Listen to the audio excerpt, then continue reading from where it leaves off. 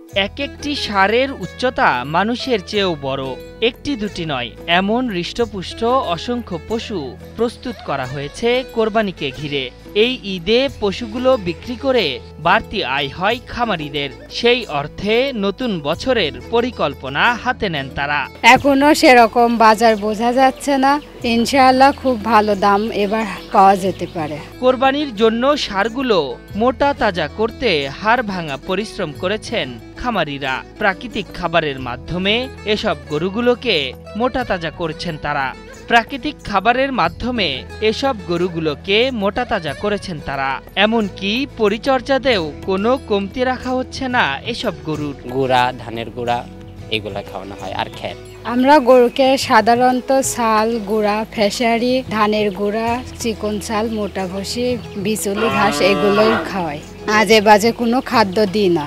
ওয়ালটন আবারও মিলিয়নিয়ার অফারে ওয়ালটন ফ্রিজ কিনে আপনিও হয়ে যেতে পারেন মিলিয়নিয়ার। এবারের কোরবানি হাটে গরু বিক্রি করে বাড়তি লাভের আশায় বুক বেঁধেছেন খামারিরা। তবে সীমান্ত পেরিয়ে গরু প্রবেশ করলে লোকসান গোনার সংখ্যাও তাদের ভাবাচ্ছে। বাইরের দেশ থেকে যেন কোনো গরু আমদানি না করে, তাহলে হয়তোবা আমরা এই কৃষক পরিবার অনেক লাভবান হতে পারবো। কোরবানি ঈদকে কেন্দ্র করে গরু পালনের প্রতিযোগিতায় নামেন কুষ্টিয়ার প্রান্তিক খামারিরা। এই অঞ্চলের এমন কোনো বাড়ি নেই যেখানে পালনের গরু নেই।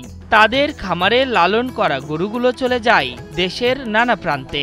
মনে হচ্ছে যে কুরবানি কম হবে, এর ধারণা আছে, কি হবে না হবে সেটি পরের কথা। ঈদে আমরা সবাই গরু নিয়ে যাতে চাচ্ছি, এখন রাস্তাঘাটে বেচা কেনা শেষে টাকা পয়সা নিয়ে ঠিকভাবে বাড়ি পৌঁছাতে পারবো কিনা এমন একটা চিন্তা ভাবনা করছি। বুঝতে পারছেন, ঢাকার বাজার যে কিভাবে ভালো যাবে কি খারাপ যাবে তাও বোঝা যাচ্ছে না। চলতি বছর জেলার 18,000 খামারে 2 লাখের বেশি পশু লালন পালন করা হয়েছে। অতিরিক্ত পশু দেশের নানা প্রান্তে পাঠানোর কথাও জানালেন এই কর্মকর্তা।